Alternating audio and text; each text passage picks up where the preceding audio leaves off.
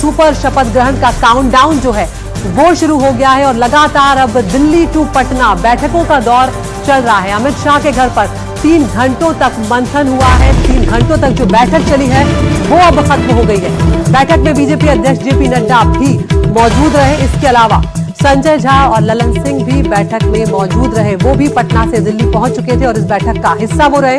BJP से 2 deputy CM हो सकते हैं, यहाँ पर ये बात साफ हो गई है। तो अब एक तरह से मंत्रिमंडल कैसा होगा उसको लेकर यहाँ पर तस्वीर जो है वो धीरे धीरे साफ होगी और इसी के लिए एक के बाद एक बैठकों का दौर जो है वो चल रहा है। हमारे मैनेजिंग एडिटर मनोरंजन भारती मेरे साथ जुड़ गए हैं। मनोरंजन, 3 घंटे चली है गृह मंत्री अमित शाह के घर बैठक, क्या कुछ इस मंथन से बाहर निकल कर आया है? देखिए, इस बैठक में गृह मंत्री के साथ साथ जेपी नड्डा भी थे मौजूद, जो कि बीजेपी के अध्यक्ष हैं, और साथ में ललन सिंह और संजय झा जेडीयू के तरफ से थे। संजय झा जो है पटना के लिए रवाना हो चुके हैं, लेकिन जो जानकारी हमें मिली है उसके अनुसार 2 डिप्टी सीएम होगा, वो भी बीजेपी कोटे से होगा। कोई भी डिप्टी सीएम जो है वो ये चिराग पासवान के पार्टी से नहीं होगा, नहीं होने की संभावना है। सबसे महत्वपूर्ण पद था कि विधानसभा का अध्यक्ष किसका होगा, तो ये भी तय किया गया कि पिछली बार की तरह विधानसभा अध्यक्ष का पद जो है बीजेपी को दिया जाएगा। मुख्यमंत्री का पद जेडीयू के साथ रहेगा, साथ ही गृह मंत्रालय भी जो है वो उन्हीं के पास रहेगा, यानी जेडीयू के पास रहेगा। डिप्टी स्पीकर का पद भले ही जो है वो जेडीयू को दिया जाएगा। जो मंत्रियों के शपथ की बात है तो 20 तारीख को गांधी मैदान में शपथ होगा। जो एलाइज हैं उनमें से जो चिराग पासवान की पार्टी से 2 मंत्री बनेंगे, एक जो है मांझी साहब के पार्टी से बनेगा और एक जो है उपेंद्र कुशवाहा के पार्टी से मंत्री बनाया जाएगा। तो मोटे मोटे इस बात को लेकर के सहमति जो है वो 2 बड़ी पार्टियां जो सरकार में सबसे बड़ी हैं उनके बीच जो है आज के बैठक में हुई है। बिल्कुल मनोरंजन, आप बने रहिए। और यहाँ पर एक और खबर, तो 20 नवंबर को पटना के ऐतिहासिक गांधी मैदान में होगा शपथ ग्रहण समारोह। करीब 1 लाख लोगों के शामिल होने की उम्मीद यहाँ पर की जा रही है। प्रधानमंत्री नरेंद्र मोदी भी इस शपथ ग्रहण समारोह में शामिल होने जा रहे हैं और ये भव्य एक आयोजन होने जा रहा है। बीजेपी राज्यों के मुख्यमंत्री भी इसमें शामिल होंगे। विधानसभा अध्यक्ष जो है वो अब बीजेपी का होगा, ये यहाँ पर साफ हो गया है। सोमू आनंद के पास हम चलेंगे पटना में। सोमू, यहाँ पर बहुत भव्य तैयारियां जो है वो शपथ ग्रहण को लेकर की जा रही हैं। किस तरह की तैयारियां हो रही हैं? कौन कौन खास ऐसे चेहरे और कौन कौन से सेलिब्रिटीज जो हैं वो इसमें शामिल होने जा रहे हैं? देखिए, भव्य तैयारी है और गांधी मैदान क्योंकि बहुत बड़ा मैदान है और कल से ही यानी 17 तारीख से ही गांधी मैदान को आम लोगों के लिए बंद कर दिया गया है। वहां पर शपथ ग्रहण की कार्यक्रम की ही तैयारी चल रही है, जिसमें भारतीय जनता पार्टी और एनडीए जो है वो एक मेगा इवेंट बनाना चाहती है। जो सूचना मिल रही है उसके मुताबिक प्रधानमंत्री नरेंद्र मोदी स्वयं इस कार्यक्रम में शामिल होंगे। उसके साथ साथ जो भारतीय जनता पार्टी शासित राज्य हैं उनके मुख्यमंत्री भी शामिल होंगे और उसके अलावा जो दूसरे घटक दल हैं एनडीए के, उनके वरीय नेता भी शामिल होंगे। और एक तरह से देखें तो इस इवेंट के जरिए राष्ट्रीय स्तर पर जो एनडीए की एकजुटता है उसे भी दर्शाने की कोशिश होगी। और अभी से प्रशासन इसकी तैयारियों में लगा हुआ है और खासतौर पर जो वरीय नेता, जो प्रदेश स्तर के नेता हैं भारतीय जनता पार्टी के या फिर जनता दल यूनाइटेड के, वो इसकी पूरी मॉनिटरिंग कर रहे हैं। तो एक मेगा इवेंट बनाने की कोशिश इस पूरे कार्यक्रम को है, जो कि 20 तारीख को गांधी मैदान में होना है। बिल्कुल सोमू। मनोरंजन, शपथ ग्रहण तो नीतीश कुमार के इससे पहले भी कई हो चुके हैं, उनके लिए पहली बार नहीं होगा, लेकिन इस बार के शपथ ग्रहण को जिस तरह से भव्य बनाया जा रहा है, बहुत कुछ खास और अलग देखने को मिल सकता है। जी हाँ, 10वीं बार होगा शपथ ग्रहण उनका और सबसे लंबे समय तक मुख्यमंत्री बने रहने का रिकॉर्ड भी उन्हीं के नाम। बिहार में सबसे लंबे समय तक मुख्यमंत्री बने रहने का भी रिकॉर्ड उनके नाम। तो बहुत सारे रिकॉर्ड जो है इस बार नीतीश बाबू के नाम जुड़ने वाला है और यही वजह है कि मेगा इवेंट के रूप में आप इसको देख सकते हैं। 20 तारीख को जब प्रधानमंत्री और सभी बीजेपी शासित राज्यों के मुख्यमंत्री, एनडीए के बड़े नेता वहाँ पे मौजूद होंगे, तो ये एक यादगार इवेंट बनाने के लिए गांधी मैदान को चुना गया है और 20 तारीख का सबको इंतजार रहेगा। बिल्कुल, आप दोनों बने रहिए हमारे साथ। तो यहाँ पर अब सरकार गठन की जो तैयारियां हैं वो लगातार तेज होती जा रही हैं। कैबिनेट का चेहरा कैसा होगा, मंत्रिमंडल में कौन कौन शामिल होगा, इस पर सबकी नजरें टिकी हुई है। तो दिल्ली से पटना अब लौटेंगे संजय झा और ललन सिंह जो हैं, जिस तरह से मनोरंजन भी अभी बता रहे थे। तो सरकार गठन की तैयारियां जो हैं वो अब तेज हो गई है। बीजेपी के चुनाव प्रभारी धर्मेंद्र प्रधान भी पटना जाएंगे। विनोद तावड़े पहले से ही हम जानते हैं कि पटना में मौजूद है और लगातार रूपरेखा जो है मंत्रिमंडल की वो तय करने में अहम भूमिका ये लोग निभाते हुए नजर आ रहे हैं। बीजेपी पर्यवेक्षक कल सुबह पटना जाने वाले। तो सूत्रों के हवाले से जो खबर आ रही है, अब पटना में ही होगी सरकार गठन पर बैठक। तो मनोरंजन, अब ये जो खबर यहां पर निकल कर आ रही है कि अब जो आगे की जो कवायद होगी वो दिल्ली से अब पटना पहुंच जाएगी। जी हाँ, संजय झा जो है पटना के लिए निकल चुके हैं और उसके बाद अब सारा कुछ वहीं होगा। जो मीटिंग होनी थी, 3 घंटे मीटिंग चली है, तो आपको मालूम ही है कि बहुत सारी चीज़ें जो तय कर ली गई है। सबसे बड़ा सवाल ये है कि जो बीजेपी के तरफ से जो उप मुख्यमंत्री बनाए जाएंगे उसका कम्बिनेशन क्या होगा। क्या कोई महिला उप मुख्यमंत्री होंगी इस बार भी, क्या पुराने जो उप मुख्यमंत्री थे क्या उनको रिपीट किया जाएगा। तो ये सब चीज़ें जो है जो फाइनल डिटेल्स हैं वो आनी बाकी है, वो बीजेपी के तरफ से आनी है। जो जेडीयू के तरफ से तो कह दिया गया मुख्यमंत्री उनके पास रहेगा, गृह मंत्रालय उनके पास रहेगा, डिप्टी स्पीकर उनके पास रहेगा, स्पीकर का पद बीजेपी को जाएगा, बाकी कोटे के मंत्री भी करीब करीब तय हो गए हैं। लेकिन बीजेपी किसको डिप्टी सीएम बनाती है, क्या पुराने को रिपीट करेगी, किसी महिला को लेकर के आएगी, क्या कास्ट कॉम्बिनेशन क्या होगा, ये देखने वाली बात होगी और सारी नजरें जो हैं अब उसी पे टिकी हुई हैं। बिल्कुल, और इसी सवाल को मैं सोमू की तरफ भी लेकर जाऊंगी। सोमू, वहां पर क्या हलचल है, क्योंकि कल तक हम यही सुन रहे थे कि सम्राट चौधरी जो हैं वो उप मुख्यमंत्री बने रह सकते हैं, लेकिन विजय सिन्हा जो है उनको यहां पर बदला जा सकता है। क्या आप भी ऐसा ही कुछ सुन रहे हैं, और अगर नया चेहरा होगा तो किस तरह के समीकरण यहां पर साधे जाएंगे। और एक और बड़ी खबर आ रही है, सोमू लौटूंगी आपके पास। तो यहाँ पर प्रेम कुमार बन सकते हैं विधानसभा अध्यक्ष। गया से विधायक चुने गए हैं प्रेम कुमार, और फिलहाल उनके विधानसभा अध्यक्ष जो है वो बनने की खबरें यहाँ पर सामने आ रही हैं। हमारे सहयोगी प्रभाकर कुमार हमारे साथ जुड़ गए हैं। प्रभाकर, क्या डिटेल्स इस वक्त आपको मिल रहे हैं? देखिए, हमें जो सूत्रों के हिसाब से जानकारी मिल रही है उसमें यह है कि बीजेपी के कोटे में जा रहा है विधानसभा अध्यक्ष का जो पद है, और उसमें प्रेम कुमार जो है वो फ्रंट रनर है, उनके बनने की संभावना है। प्रेम कुमार गया से विधायक हैं, 9वीं बार विधायक बने हैं वो, इसलिए सीनियरिटी के हिसाब से भी सबसे सीनियर मोस्ट में से एक हैं वो बीजेपी से, और साथ ही वो पूर्व में मंत्री रहे हुए हैं, तो उनका काफी तजुर्बा है बीजेपी के अंदर में, हार्डलाइनर माने जाते हैं, और जो पार्टी का जो आला कमान है उसके साथ उनकी ठीक ठाक छवि भी है। तो प्रेम कुमार को जितना विधायी एक्सपीरियंस है, जितने लंबे समय से विधानसभा में रहे हैं, उनके बनाए जाने की प्रबल संभावना है। हालांकि ये सूत्रों के हिसाब से जानकारी रही है, लेकिन ये पुष्ट जानकारी है कि जो विधानसभा अध्यक्ष का पद है वो बीजेपी अपने कोटे में ले रही है। जी बिल्कुल प्रभाकर, तो यहाँ से फिलहाल जो विधानसभा अध्यक्ष की पद की रेस में सबसे आगे चल रहे हैं वो गया से विधायक हैं प्रेम कुमार, उनका नाम यहाँ पर सबसे आगे चल रहा है। फिलहाल उन्हें विधानसभा अध्यक्ष बनाया जा सकता है। बीजेपी के ये विधायक हैं, सबसे वरिष्ठ विधायकों में से एक है, 9 बार वो विधायक बन चुके हैं। ऐसे में उनकी यहाँ पर संभावनाएं बहुत बढ़ जाती हैं, और यहाँ पर एक बड़ी जिम्मेदारी उनके ऊपर होगी। किस तरह से विधानसभा को ऑर्डर में रखना होगा, ये सब अपने आप में महत्वपूर्ण होगा। तो ये अलग अलग तस्वीरें आपको हम दिखा रहे हैं बिहार से जो अपडेट आ रहे हैं। 20 नवंबर को शपथ ग्रहण है। कई घंटों का मंथन जो है लगातार मंत्रिमंडल को लेकर चल रहा है। सरकार गठन की तैयारियां तेज हो गई हैं। पटना के गांधी मैदान में जमकर तैयारियां की जा रही है भव्य आयोजन के लिए। इधर ललन सिंह संजय झा जो हैं वो अब पटना लौटेंगे, क्योंकि आगे की कवायद जो है वो अब मंत्रिमंडल को लेकर पटना में ही होगी। इधर गृह मंत्री अमित शाह से चर्चा हुई है, 3 घंटों तक ये बैठक चली है, और जो शपथ ग्रहण समारोह होगा वो भव्य होने जा रहा है। उसमें खुद प्रधानमंत्री नरेंद्र मोदी शामिल होंगे, और एनडीए शासित राज्यों के मुख्यमंत्री जो हैं वो भी इस शपथ ग्रहण समारोह में शिरकत करेंगे।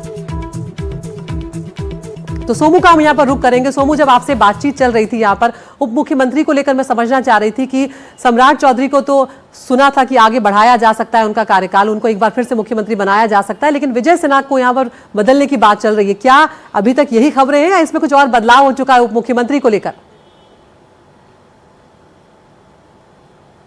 बिल्कुल, देखिए इस तरह की खबरें पटना में भी चल रही हैं, और राजनीतिक गलियारों में इस बात की चर्चा तेज है कि विजय सिन्हा को कोई और दूसरा विभाग दिया जा सकता है, उनको दूसरी जिम्मेदारी दी जा सकती है।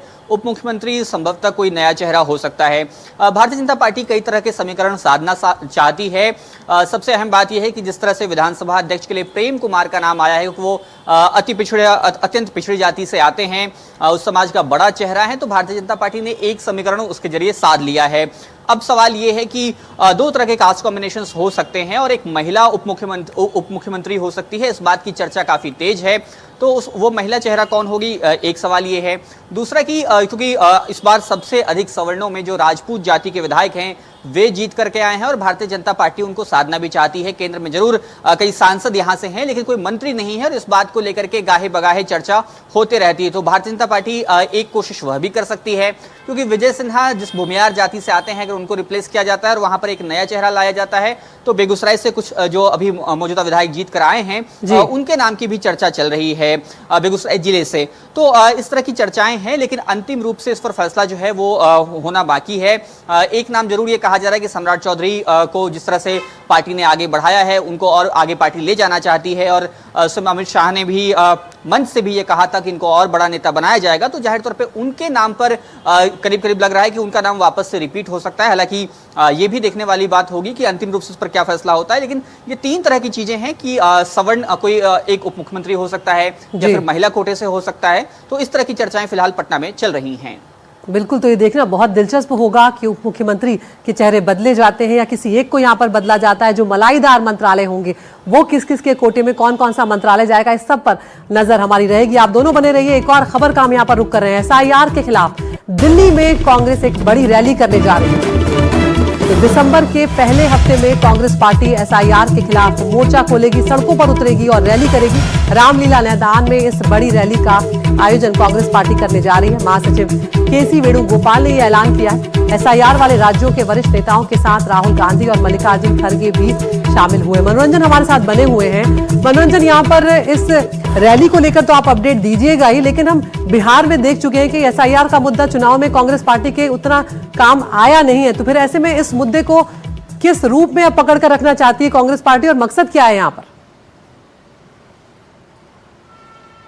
देखिए, हार के बाद कांग्रेस इस मुद्दे को छोड़ना नहीं चाहती है। भले ही ये काम में आया या नहीं आया, ये जो है बहस का विषय हो सकता है, लेकिन पार्टी का मानना है कि अलग अलग फोरम से जिस ढंग से आंकड़े दिए जा रहे हैं, कितने वोट हर कंस्टिट्यूंसी में काटे गए और कितने से जो जीत हुई, वो आंकड़े भी जो है पार्टी अलग अलग जगह रख रही है। और उनका मानना है कि जितने वोट काटे गए हैं उन्हीं कटे हुए वोटों की वजह से महागठबंधन की हार हुई है। तो ये आर्गूमेंट दिया जा रहा है और आने वाले दिनों में बंगाल में SIR होगा, तमिलनाडु में होगा, बाकी सभी प्रदेशों में होगा। तो खासकर जहां चुनाव होने वाले हैं उसको लेकर के उन राज्यों के नेताओं के साथ बैठक करके ये जो रैली जो है इसको बुलाई गई है दिल्ली में, इस मामले को एक बार फिर से उठाने के लिए और इस मामले को लगातार अगले चुनाव तक जिंदा रखने के लिए। कांग्रेस कतई नहीं मान रही है कि SIR मुद्दा नहीं था। उनका कहना है कि SIR मुद्दा था और जो वोट काटे गए, डिलीट किए गए, उसी से जो है हमारी हार हुई है, ये पार्टी मानती है। बिल्कुल, और खासकर उन राज्यों का यहाँ पर समर्थन कांग्रेस पार्टी लेना चाहेगी जो SIR का विरोध कर रहे हैं, जैसे कि तमिलनाडु या पश्चिम बंगाल जैसे राज्य। देखना होगा। यहाँ पर एक और खबर जो सामने आ रही है, विधायक दल की बैठक बीजेपी की, उस पर जो खबर आ रही है कि कल दिन में बीजेपी विधायक दल की बैठक होने जा रही है। कल शाम को NDA विधायक दल की बैठक भी होगी। तो यानी कि बीजेपी विधायक दल की बैठक होगी, फिर NDA विधायक दल की बैठक होगी और उसके बाद ये जो दोनों बैठकें खत्म होंगी, इसके बाद नीतीश के नाम की औपचारिक घोषणा जो है वो यहाँ पर की जाएगी। यानी कि नीतीश कुमार को यहाँ पर नेता अपना चुन लिया जाएगा। तो सोमू, ये जो बैठकें अब होने जा रही हैं ये औपचारिकता मात्र ही रह जाएंगी, क्या प्रक्रिया यहाँ पर रहने वाली है इन बैठकों में?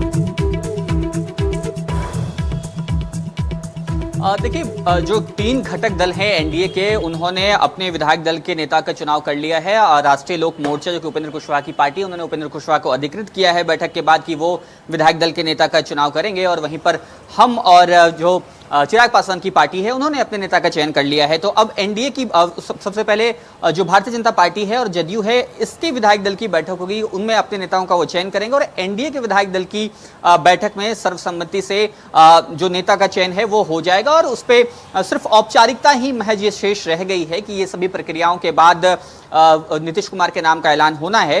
तो जाहिर तौर पे बैठक में ये देखने वाली बात होगी कि भारतीय जनता पार्टी किसे अपने विधायक दल का नेता बनाती है और उसी बात से तय होगा कि आने वाले दिनों में जो डिप्टी सीएम जिसकी हम चर्चा कर रहे हैं उसके पद पर कौन जाएगा, क्योंकि भारतीय जनता पार्टी ने इस बार कई विधान पार्षदों को यह कहा था कि वो विधानसभा चुनाव लड़ें। स्वयं सम्राट चौधरी को चुनाव लड़वाया गया, मंगल पांडे को चुनाव लड़वाया गया। इस तरह के जो वरिष्ठ नेता जो कई बार से सिर्फ विधान परिषद के रास्ते वो जाया करते थे सदन में, उनको चुनाव लड़वाया गया है। तो इस समय कौन नेता बनता है, इस पर भारतीय जनता पार्टी का इस पर सबकी निगाहें टिकी हुई हैं। हालांकि नीतीश कुमार का नाम तो सिर्फ औपचारिकता है, जिसके नाम का ऐलान मुख्यमंत्री के तौर पर होना है।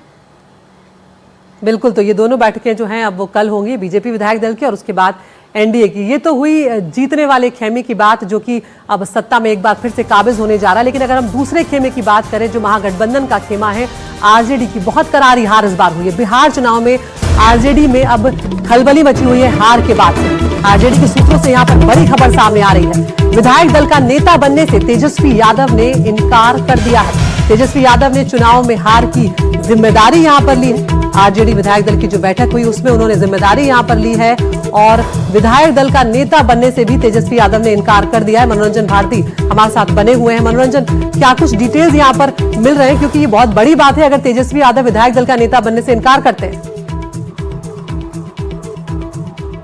देखिए, जो विधायकों की बैठक बुलाई थी जिसमें कि आरजेडी के बाकी नेता भी शामिल हुए थे, उस मीटिंग में तेजस्वी यादव ने कहा कि ये जो करारी हार हुई है उसकी जिम्मेवारी मैं खुद लेता हूं और मेरी जिम्मेवारी बनती है। एक नेता होने के नाते उनको जिम्मेवारी लेनी भी चाहिए और सब विधायकों के सामने उन्होंने जिम्मेवारी ली। उन्होंने कहा कि मैं विधायक दल का नेता नहीं बनना चाहता हूं, ना ही मैं लीडर ऑफ अपोजिशन बनना चाहता हूं। उनका ये भी कहना था कि कोई और बन जाए लीडर ऑफ अपोजिशन, मैं एक विधायक के तौर पे ही सदन में बैठूंगा। लेकिन सारे लोगों ने रिक्वेस्ट किया और अंत में लालू यादव ने उनको कहा कि नहीं, तेजस्वी को ही बनना चाहिए लीडर ऑफ अपोजिशन और विधायक दल का नेता। तो फिर वो माने हैं और आरजेडी के विधायक दल के नेता बने हैं और जो आरजेडी का विधायक दल का नेता होगा वही लीडर ऑफ अपोजिशन होगा, क्योंकि वही नियम है। तो इस अनुसार तेजस्वी जो है लीडर ऑफ अपोजिशन एक बार फिर से बने रहेंगे। लेकिन इतना जरूर है कि उन्होंने अपना रेजिग्नेशन भी ऑफर किया था और ये भी कहा था कि वो विधायक दल का नेता नहीं बनना चाहते हैं। बिल्कुल सोमू, लेकिन ये तो हुई पार्टी की बात, लेकिन परिवार में भी जिस तरह की उथल पुथल इस हार के बाद आरजेडी के लालू प्रसाद यादव के परिवार में देखने को मिली है, वो भी लगातार सुर्खियों में बनी हुई है। जिस तरह से बहन रोहिणी ने जो आरोप लगाए तेजस्वी यादव पर, उसके बाद किस तरह से तेज प्रताप यादव भी उनके बचाव में आ गए। और अब जब लालू प्रसाद यादव कहते हैं कि परिवार की बात है, मामले को सुलझा लिया जाएगा, तो अब बात कहाँ बढ़ी है और क्या कुछ इस मोर्चे पर किया जा रहा है परिवार में? देखिए, फिलहाल अब डैमेज कंट्रोल की कोशिश की जा रही है और जो दूसरी बहनें हैं उन्होंने सोशल मीडिया पर तेजस्वी यादव के सपोर्ट में ट्वीट करना, पोस्ट करना शुरू किया है। तो एक तरह से कोशिश इस बात की जा रही है कि बीते 2-3 दिनों में जो परिवार का झगड़ा था, जिसकी वजह से पार्टी की छवि खराब हो रही थी, तेजस्वी यादव के बारे में भी तरह तरह की बातें हो रही थी, उसको कंट्रोल किया जा सके। क्योंकि रोहिणी आचार्य ने भी अब जब उन्होंने कहा कि वो बॉम्बे जा रही हैं, उसके बाद से कोई नया बयान या फिर कोई नया पोस्ट नहीं किया है और परिवार एक तरह से अब कोशिश कर रहा है कि इस पूरे मामले को सुलझाया जाए। पार्टी लाइन भी बहुत साफ है। पार्टी के सभी नेताओं ने एक स्वर में यह कहना शुरू किया है कि परिवार के अंदर का मामला है, इसको वो पार्टी फोरम पे या फिर कहीं भी बाहर डिस्कस नहीं करते हैं। तो इस तरह से कोशिश जरूर की जा रही है कि जो डैमेज हुआ है उसको कंट्रोल किया जा सके। लेकिन ये जरूर है कि पिछले 2-3 दिनों में जो ये विवाद पूरा छिड़ा है, इससे राष्ट्रीय जनता दल की छवि को और खासतौर पर तेजस्वी यादव की छवि को नुकसान जरूर पहुंचा है। बिल्कुल, और यहाँ पर एक और खबर ये भी सामने आई कि संजय यादव पर कई सवाल यहाँ पर उठाए गए। सवाल पर तेजस्वी यादव संजय यादव का एक तरह से बचाव करते नजर आए हैं। संजय यादव को टारगेट करना गलत है, ये तेजस्वी यादव कह रहे हैं। संजय यादव हार के लिए जिम्मेदार नहीं है, ये भी तेजस्वी यादव का कहना है।